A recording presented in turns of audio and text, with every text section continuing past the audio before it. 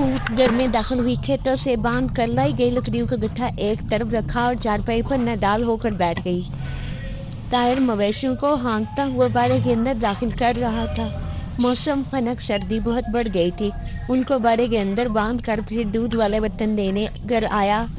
Hoot गहरे सांस ले रही थी। ताहिर भी इसके पास आ बैठा। आज भी फिर तुम्हारी तबीयत खराब हो गई?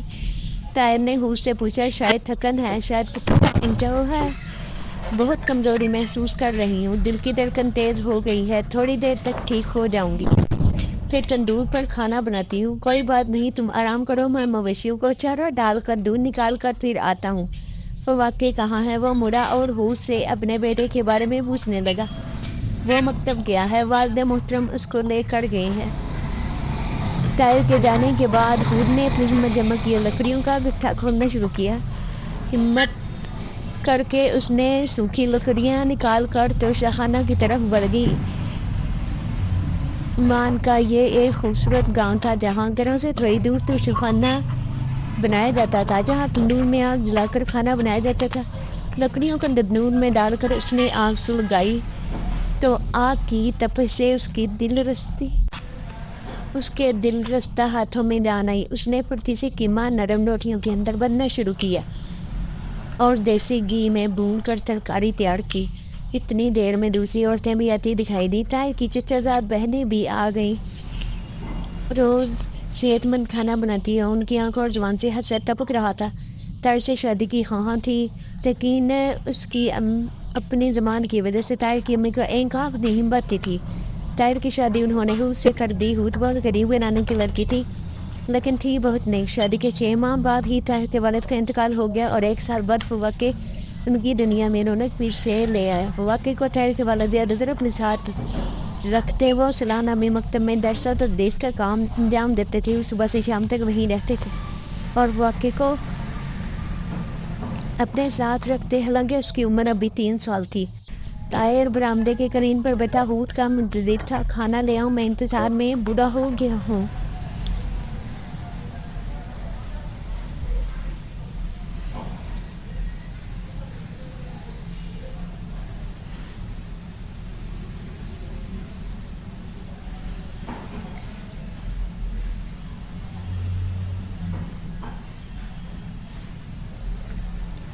वो मुस्कुरा कर हूट से बोला, लीजिए खाना। उसने फवाके को अपने दादा के साथ आते देख लिया था।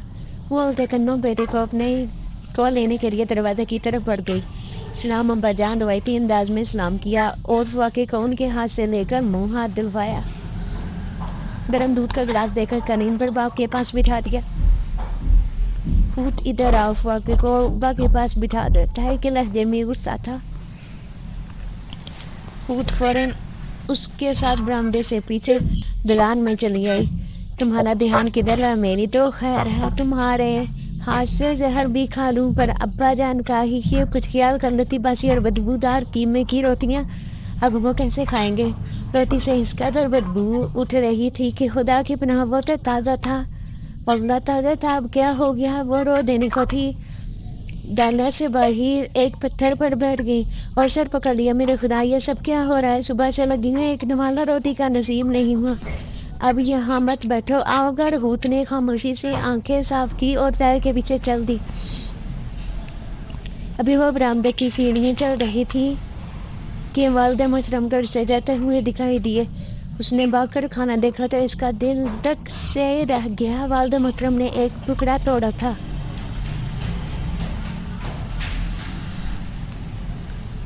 और बाकी सारा खाना वैसे ही पड़ा था। रोटियों से बदबू आ रही थी। फवाके, बेटा कैसे हो तुम? ताहिर फौकी की तरफ मुतवज्जा हुआ। मैं ठीक हूँ पापा। बरामदे के कनीन पर हूट बेबस होकर लेट गई। ताहिर खामोशी से उठा, अंगीठी में आग जलाकर दूध डाल कर ले आया। हूट, उठो, ये खाओ। मैं जानता हूँ तुम सुबह से भूखी हो। वो उठ कर बैठ के दूध के साथ बापे खाकर ताहिर बाड़े की तरफ चला गया और हूट फवाके को सुलाने लगी। अंधेरा गहरा हो गया था। वो लकड़ियाँ और अंगीठी कमरे में रखकर आग रोशन करने लगी, लेकिन लकड़ी आग को पकड़ ही नहीं रही थी।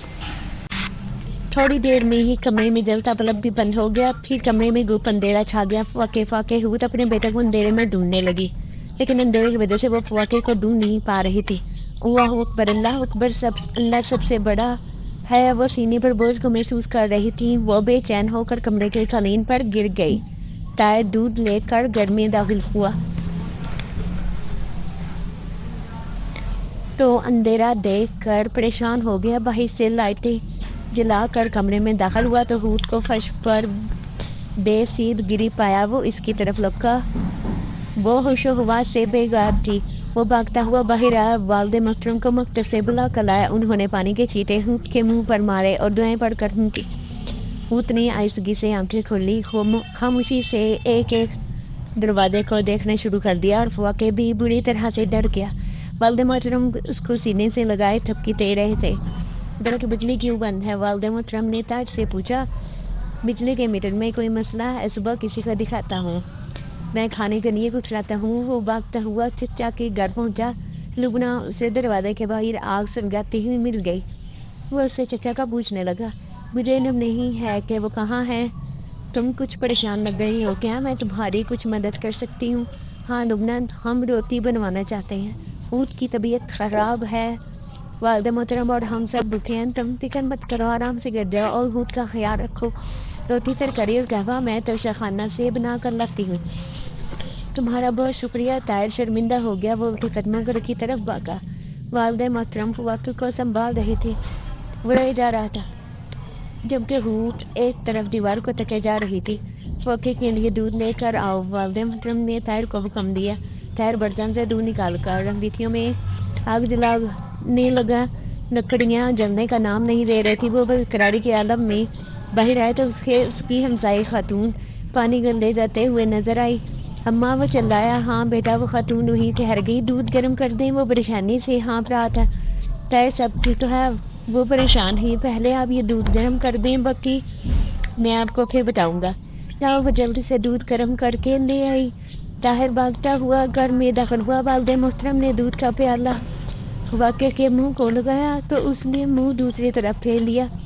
रोने की शिद्दत में और इजाफा हो गया और सारी कोशिशों के बावजूद उसने दूध को मुंह तक ना लगाया। ना आप इसे मुझे दें और आप आराम कर लें। ताहिर ने वालिद मोहतरम के हाथों से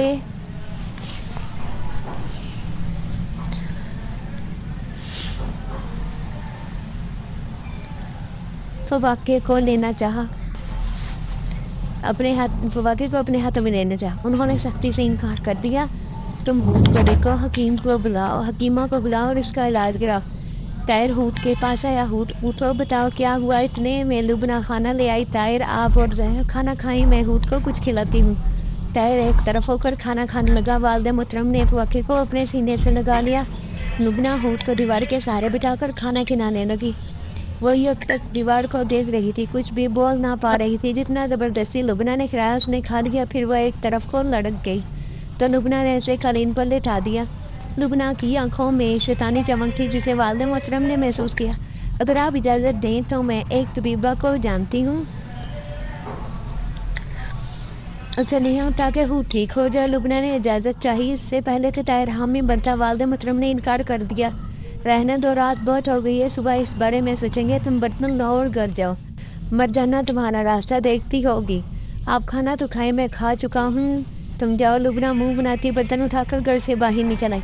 थोड़ी देर में हूत का मुंह मुकम्मल टेढ़ा हो गया। उसके पूरे वजूद के झटके लगने लगे और मुंह से जाग आने लगी। रात गहरी हो चुकी थी। अंधेरे में किसी तबीब हकीम को बुलाना नामुमकिन हो चुका था। भूख से नडाल फाके नींद में बार बार डर रहा था।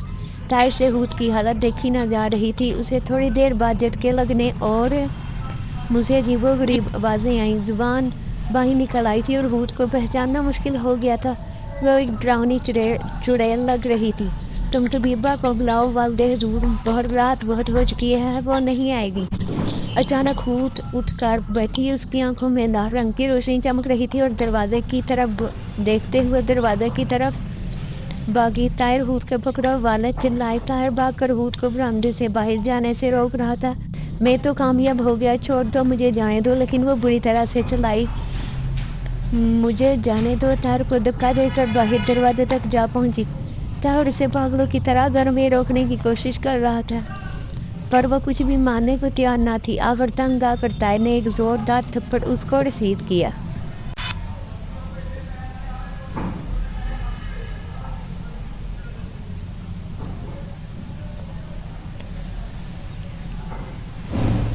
वो नीचे गिर पड़ी। शोर सुनकर वालिद मोहतरम बाहर आ गए। हमसाया खातून, उसका शोहर और बेटा भी दीवार से ताहिर से मुखातब हुए। बेटा, ये शोर कैसे है? नहाया खातून ने पूछा। अम्मा, आप घर आ जाएं तो मैं आपको बताता हूँ। दरवाज़ा खोलो, हम सब आते हैं। नहाया के शोहर ने ताहिर से कहा। वालिद मोहतरम, आप दरवाज़ा खोलो, अगर मैं इसे छोड़ता हूँ तो ये भाग कर घर से बाहर निकल जाएगी। वालिद मोहतरम ने दरवाज़ा खोला तो वो अंदर आ गए। ऊँट की हालत देख कर वो परेशान हो गए। कल तक तो वो अच्छी भली अपने शोहर का खेतों में हाथ बटाती थी और आज दीवानगी की हालत में किसी को पहचान तक नहीं रही। ऊँट, क्या हुआ, मुझे बताओ। नहाया खातून आगे बढ़ी। ऊँट ने खूनखार नज़रों से उन्हें देखा और गले से अजीब गरीब आवाज़ें निकाली। नहाया खातून अपने शोहर को लेकर एक कोने में चली गई। थोड़ी देर बाद वो अपनी दादी को घर वापस चले गए और अपनी दादी को व्हील चेयर पर बिठा कर ले आए। नहाया खातून आगे बढ़ी और इन्हें सूते हाल से गा किया। उन्होंने वज़ू किया और कुरान पाक मंगवा कर तिलावत शुरू कर दी।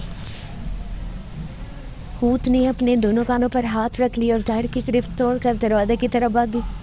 उतने में नहाया खातून के बेटे ने और ताहिर ने उसे पकड़कर चारपाई के साथ बांधा, लेकिन उसने जोर लगा कर रस्सियाँ भी तोड़ दी। इतने में नहाया खातून के शोहर ने तिलावत वाला बने उसके मुंह को लगा दिया। ताहिर ने उसके दांतों के दरमियान चम्मच दिया। नहाया खातून के बेटे शाहिद ने उसके बाजू पकड़े। दादी की तिलावत जारी थी। इतने में पानी का कतरा ऊँट की हलक के अंदर गया तो ऊँट ने क्या कर दी, इसके मुंह से जाग निकलने लगी और ये पानी उसको और पिलाओ। दादी ने सूरतों की तिलावत मुकम्मल की और पानी नहाया खातून को दिया। ताहिर और दूसरे अफराद ने ऊँट को काबू किया तो नहाया खातून ने वो पूरा गिलास इसके मुंह हलक में ढेल दिया। ऊँट की आंखें उल्टी हो गई, जिस्म से जैसे रूह निकलने लगी। उसने अपने आप को बेबस महसूस करना शुरू कर दिया। कैब फिर से शुरू हो चुकी थी और वो बेदम होकर ज़मीन पर गिर गई। उसे दोबारा चारपाई पर लटाया। दादी कुरान पाक पढ़ते हुए इसके लिए पानी का गिलास तैयार करने लगी। साथ में उनके बेटे और नहाया के शोहर अता भी तिलावत कर रहे थे। ऊँट की आंखें बंद होने लगी।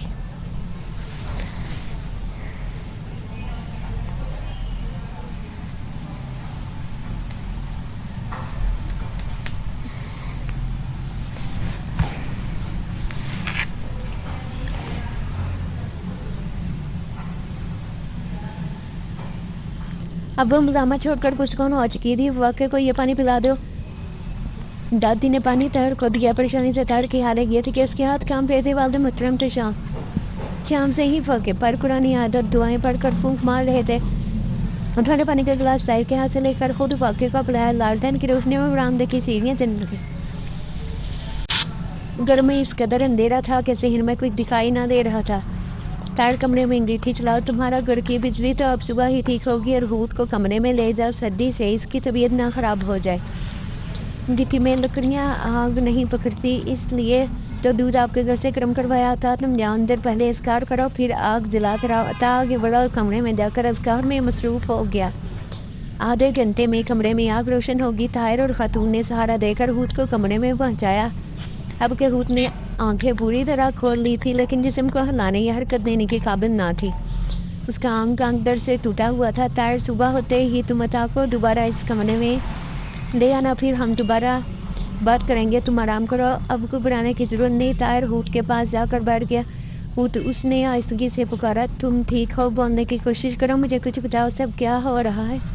हमारे हंसते बसते घर को किसकी नज़र लग गई? ऊँट ने जवाब देने के लिए मुँह खोला, लेकिन वो जवाब ना दे पाई।